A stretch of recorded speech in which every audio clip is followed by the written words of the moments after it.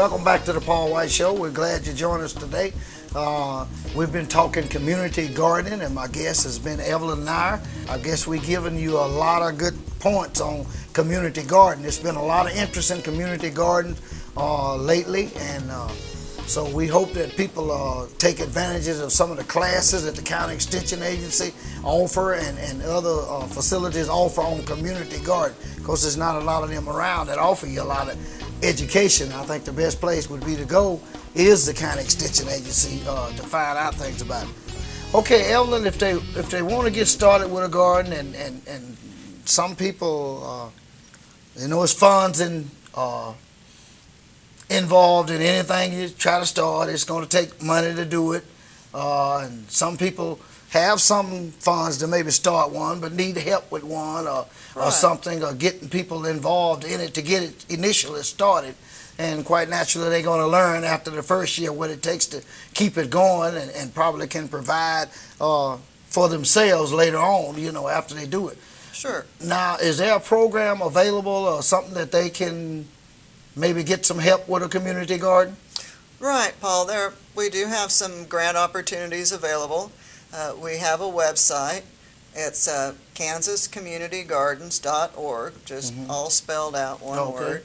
And there you'll find some information about some grants. We're very excited that K-State Research and Extension has been able to team with the Kansas Health Foundation for some grant opportunities for, just like you said, those gardens that have been working, they've been planning, but sometimes it just needs that little extra help to get over the hump and to get your legs up underneath you so you can get going and move forward. So if you go to that website, you'll find some information there about some grants that we have available this year. The deadline's going to be March the 1st, so they can put in their application, and we'll be making those awards by the 1st of April so that they'd have that money. Right. And, we're able to fund about 20 gardens up to $5,000 a piece. Of course, this is a statewide program, so there'll be a lot of applications, we hope. Absolutely. But that will absolutely make a big difference for communities, neighborhoods that are wanting to put in a garden, that helps them, say, get that water well dug, or run the water lines, help get some good pieces of equipment, the shed, maybe do some dirt work, those kind of things.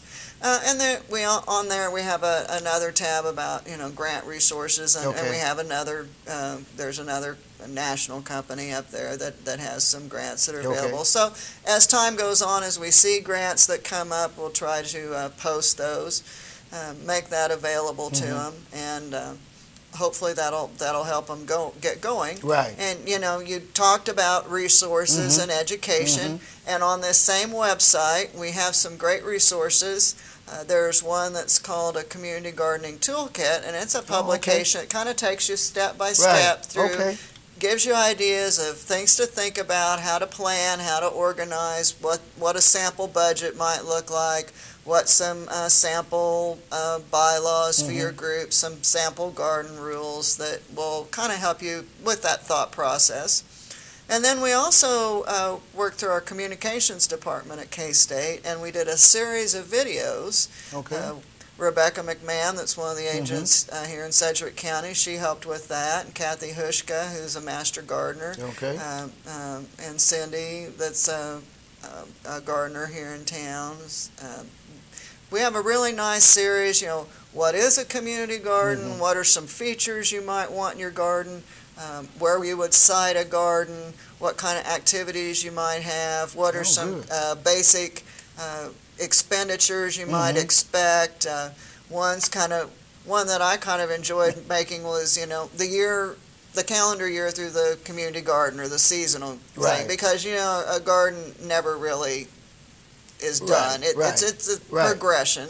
And like you said, you get started in the spring, and then you reap the harvest in the summer and the fall, and then the process of kind of putting the garden to bed in the fall, and then in the winter doing the planning for the next year. So it's just a continual cycle. So, and there's links to different K-State Research and Extension horticulture publications, like we'd mentioned, Right. as a resource of how you can learn more about gardening and, how far apart you Right. plant, how Right. deep you plant, Yeah. whether you buy seeds or if you buy a plant or all those things. So I'd really encourage people to go to that site. I think it would be very helpful for them if they're thinking about doing a garden. Well, that's an excellent website.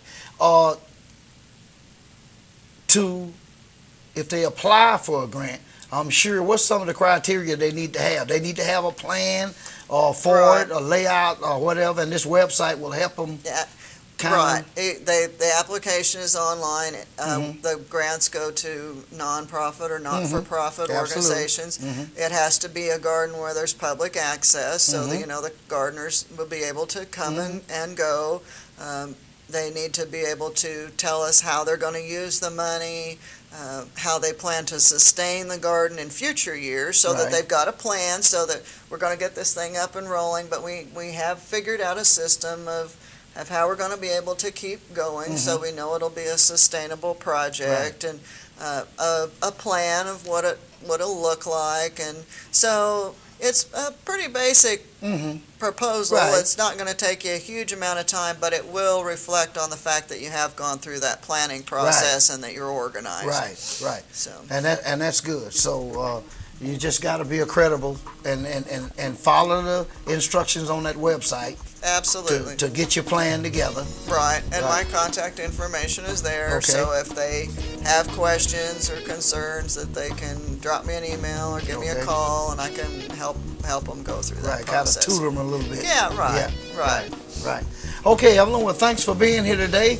Man, I know you got a busy schedule, just listening to all you got coming up.